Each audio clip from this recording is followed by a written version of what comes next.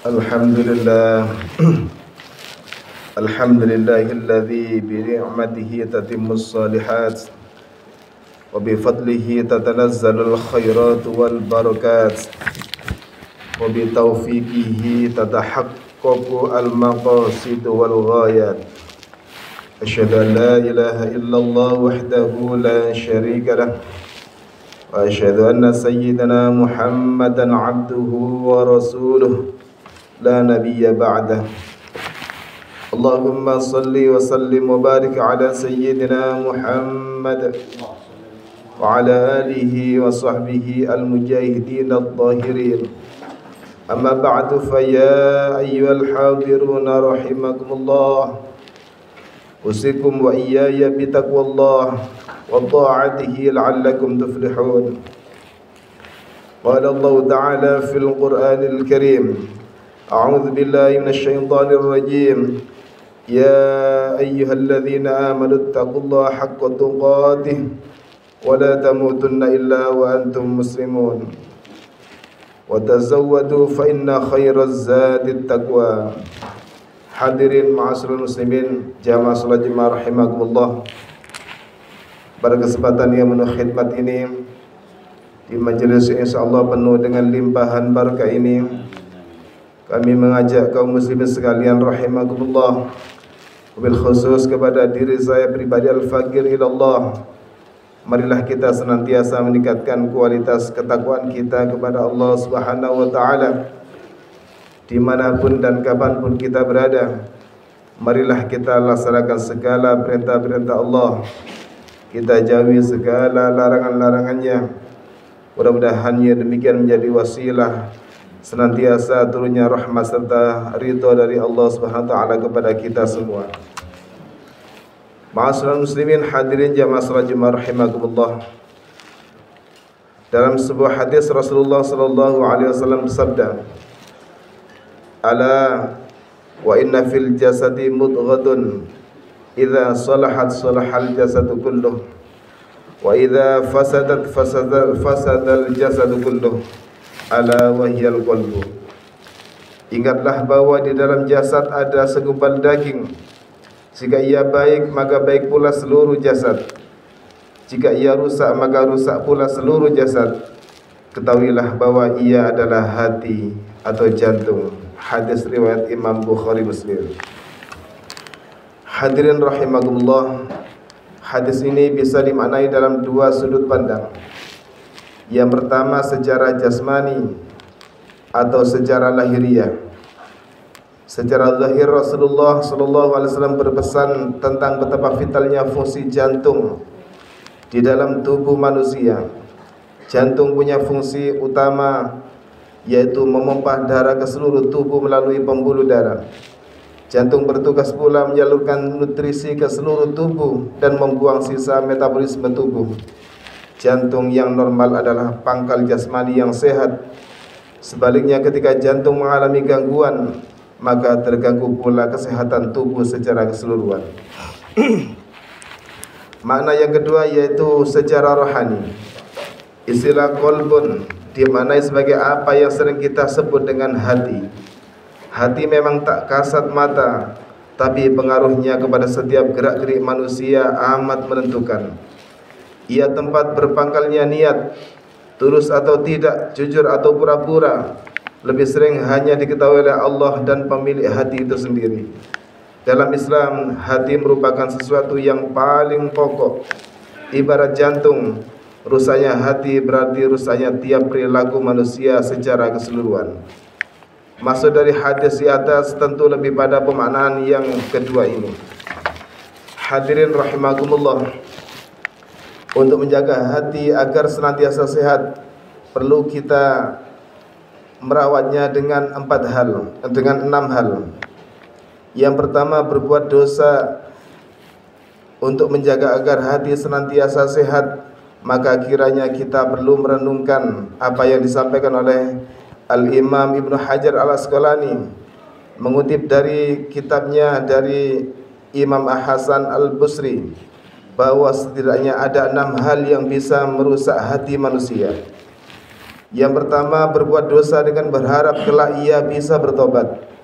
Ia sadar bahwa apa yang dilakukan adalah kedurhakaan, tapi berangan-angan ia bisa menghapus kesalahan-kesalahan kini di kemudian hari. Ini merupakan sebuah kesombongan karena terlalu percaya diri bahwa Allah akan memberinya kesempatan bertobat lalu melimpahinya rahmat. Juga masuk kategori sikap meremehkan.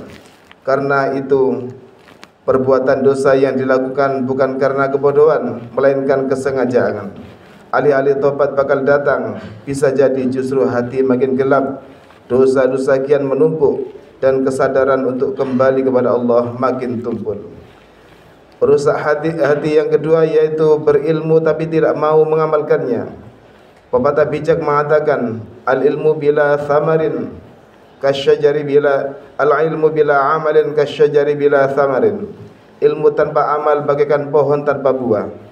Pengamalan dalam kehidupan sehari-hari dari setiap pengetahuan tentang hal-hal baik adalah tujuan dari ilmu. Hal ini juga menjadi penanda akan keberkahan ilmu. Pengertian tidak mengamal ilmu bisa dua. Yang pertama, mendiamkannya hanya sebagai koleksi pengetahuan dalam kepala. Yang kedua, sepemilik ilmu berbuat yang bertentangan dengan ilmu yang dia miliki. Kondisi ini bisa menyebabkan rusaknya hati. Yang ketiga, ketika seseorang beramal, ia tidak ikhlas. Setelah ilmu diamalkan, urusan belum sepenuhnya beres. Sebab manusia masih dihinggapi hawa nafsu dari mana-mana. Ia mungkin saja berbuat baik hanya sekali, namun sia-sia belaka karena tidak ada ketulusan berbuat baik. Ikhlas adalah hal yang cukup berat, sebab meniscayakan kerelaan hati meskipun ada yang dikorbankan. Hadirin rahimakumullah, perusak hati yang keempat yaitu memakan rezeki Allah tapi tidak mau bersyukur. Karunia dan syukur merupakan pasangan yang tak bisa dipisahkan. Orang yang tak mau bersyukur adalah orang yang tidak memahami hakikat rezeki. Jenis anugerah Allah mungkin ia batasi hanya kepada ukuran-ukuran yang bersifat material belaka. Misalnya jumlah uang, rumah, jenis makanan, dan lainnya.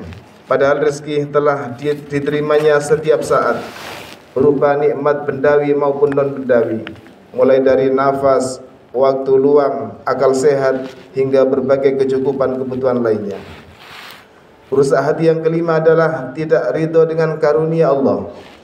Pada level ini orang bukan hanya tidak mau mengucapkan rasa syukur, tapi juga kerap mengeluh, merasa kurang, bahkan dalam bentuknya yang ekstrim melakukan protes kepada Allah. Allah memberikan kadar rezeki pada hambanya sesuai dengan proporsional. Tidak ada hubungan langsung bahwa yang kaya adalah mereka yang paling disayang Allah, sementara yang miskin adalah mereka yang sedang dibenci Allah. Bisa jadi justru apa yang kita sebut kurang sebenarnya adalah kondisi yang paling pas agar kita selamat dari tindakan melampaui batas. Betapa banyak orang berlimpah harta namun malah lalai dengan tanggung jawab kehambaannya. Ia berlaku boros, sombong, berfoya-foya, kikir, tenggelam dalam kesibukan duniawi dan lupa akhirat dan lain sebagainya. Dan yang terakhir yang bisa merusak hati yaitu mengubur orang mati namun tidak mengambil pelajaran atau ibrah darinya. Peristiwa kematian adalah hakikat yang lebih gamblang daripada pidato-pidato dalam panggung ceramah. Ketika ada orang yang meninggal, kita disajikan fakta yang jelas bahwa kehidupan dunia ini fana. Liang kubur adalah momen perpisahan kita dengan seluruh kekayaan, jabatan, status sosial, dan popularitas yang pernah dimiliki. Selanjutnya orang mati akan berhadapan dengan semua pertanggungjawaban atas apa yang ia berbuat selama hidupnya di dunia. Barakallahu li wa lakum fil Qur'anil azim wa nafa'ani wa iyyakum bima fihi minal ayati wadh-dhikril hakim wa taqabbalallahu minna wa minkum tilawatahu innahu was-sami'ul 'alim. Qul Allahu ahad.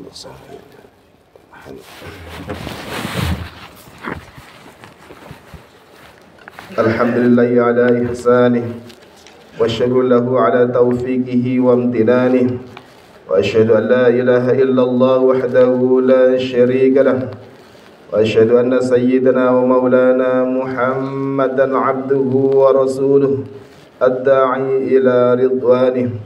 Allahumma salli wa sallim ala sayyidina Muhammad wa ala alihi wa ashabihi wa sallim tasliman katsira. Amma ba'du, fa ya ayyuhan nas ittaqullaha fima amar wantahu amma naha wa'lamu anna Allah amarakum bi amrin bada fihi bi nafsihi wa thanna bi malaikatil musabbihati bi qudsihi fa qala ta'ala inna Allaha wa malaikatahu yusalluna 'alan nabi ya ayyuhalladzina amanu sallu 'alaihi wa sallimu taslima. Allahumma salli ala sayyidina Muhammad wa ala ali sayyidina Muhammad wa ala anbiya'ika wa rusulika wa malaikatil muqarrabin waradallahumma 'anil khulafa'ir rasyidin Abi Bakrin wa Umar wa Uthman wa Ali wa an baqiyatis sahabah wat tabi'in wa tabi'it tabi'in lahum bi ihsanin ila yaumiddin warda 'anna ma'hum bi rahmatika ya arhamar rahimin. Allahumma ighfir lil mu'minina wal mu'minat wal muslimina wal muslimat al ahya'i minhum wal amwat. Allahumma a'izzal islam wal muslimin wa adhil syirka wal musyrikin wansur ibadakal muwahhidiyah wansur man nasruddin wakhdhul man khadhalal muslimin wa dammir a'da'ad-din wa 'ali kalimatika ila yaumiddin. Allahumma dafa' 'anna al-bala' wal waba' waz zalazil wal mihan wa su'al fitnah wal mihan ma dhahara minha wa ma batan 'an baladina Indonesia khassah wa sairil buldanil muslimina 'ammah ya rabbal alamin. Rabbana atina fid dunya hasanah wa fil akhirati hasanatan wa qina 'adzaban nar. Ibadallah, innallaha ya'muru bil 'adli wal ihsan wa ita'i dzil qurba wa yanha 'anil fahsya'i wal munkari wal baghi ya'idzukum la'allakum tadhakkarun. Fadhkurullahal 'azima yadhkurkum washkuruhu 'ala ni'amihi yazidkum wa la dzikrullahi akbar. Aqimus shalah. Allahu akbar, Allahu akbar, asyhadu an la ilaha illallah wa anna Muhammadar rasulullah.